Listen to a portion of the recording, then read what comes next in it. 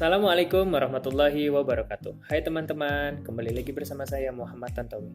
Bagaimana kabarnya hari ini? Semoga selalu sehat ya. Di tengah wabah COVID-19 yang tengah melanda dunia pada saat ini, hendaklah kita selalu menjaga kesehatan serta imunitas tubuh kita melalui protokol kesehatan yang telah pemerintah buat dengan melakukan social distancing, kemudian dengan stay di rumah. Pada kesempatan kali ini, tentunya saya akan membahas mengenai akuntansi. Teman-teman sekalian mungkin sudah paham atau mengerti sedikit apa itu akuntansi. Mungkin ada yang berpendapat mengenai laporan keuangan atau menghitung duit yang jumlahnya sangat banyak. Semua itu memang merupakan bagian dari akuntansi. Namun, pada kesempatan kali ini, saya akan menjelaskan sedikit lebih rinci lagi mengenai informasi akuntansi. Mulai dari pengertian, sampai manfaat, serta bidang ilmu akuntansi yang ada.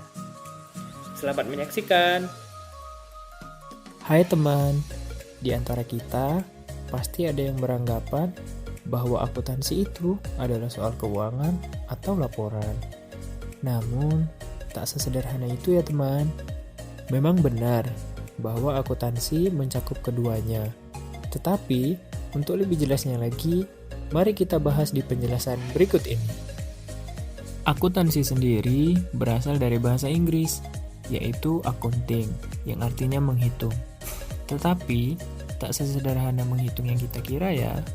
Secara umum, definisi akuntansi adalah proses pengidentifikasian, pengukuran, pencatatan, dan pelaporan informasi ekonomi keuangan yang berguna untuk penilaian dan pengambilan keputusan bagi pihak yang memerlukannya.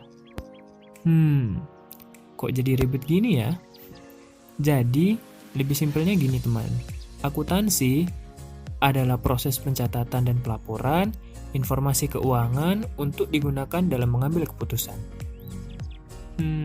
Lantas, apa gunanya akuntansi? Emang siapa yang memerlukan informasi akuntansi? Nah teman, ternyata kita juga bisa loh mendapatkan informasi akuntansi. Mari kita bahas lebih lanjut. Nah teman, untuk manfaat akuntansi sendiri, yang pertama yaitu sebagai informasi keuangan untuk pihak yang membutuhkan. Informasi keuangan yang sudah kita susun pasti akan sangat memudahkan kita kan teman? Bayangkan, kalau kamu punya berbagai transaksi keuangan, lalu tidak melakukan pencatatan, bisa jadi kamu lupa kemana perginya uang-uang yang kamu miliki. Baru juga dapat dari orang tua, tahu-taunya udah habis. Sekarang, bayangkan, satu perusahaan dengan 2.500 karyawan tidak melakukan sistem akuntansi, ada kemungkinan di akhir bulan mereka tidak akan menerima gaji. Yang kedua, yaitu sebagai bahan evaluasi keuangan. Dengan melakukan pencatatan, kita jadi bisa tahu apa yang kita harus lakukan di masa depan. Contohnya begini, dengan akuntansi, kamu mungkin akan sadar kalau keuangan kamu sekarat, karena sering dipakai untuk membeli kuota.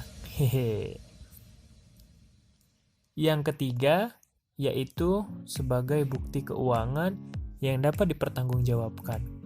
Pasti ada masanya di mana kita punya masalah sama orang lain gara-gara uang. Bisa jadi utang yang tidak dikunjung bayar atau dengan yang hal lain. Dengan adanya akuntansi dan pencatatan keuangan ini, kamu bisa mempertanggungjawabkan keuangan tanpa mendebak-debak harganya. Dan yang terakhir yaitu membantu pencatatan ekonomi keluarga.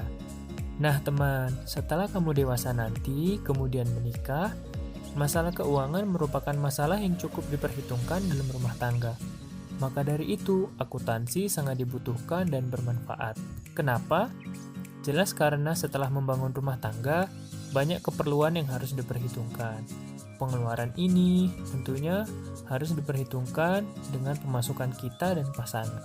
Teman, ternyata ada loh yang menggunakan informasi akuntansi mau dipakai buat evaluasi ataupun inovasi. Nah, sekarang mari kita bahas siapa saja yang menggunakan informasi akuntansi.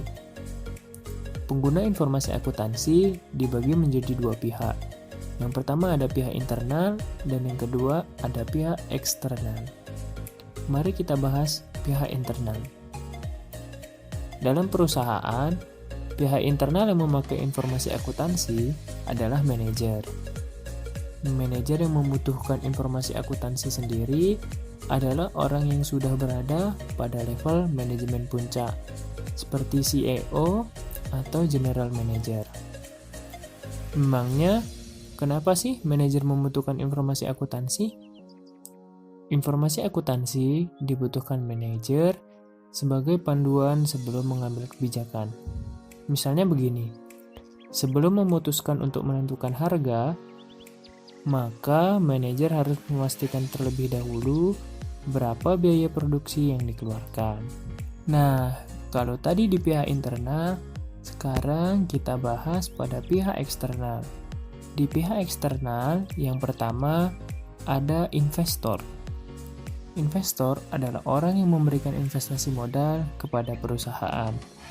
Investor memerlukan informasi akuntansi berupa kondisi keuangan sebagai bahan landasan evaluasi.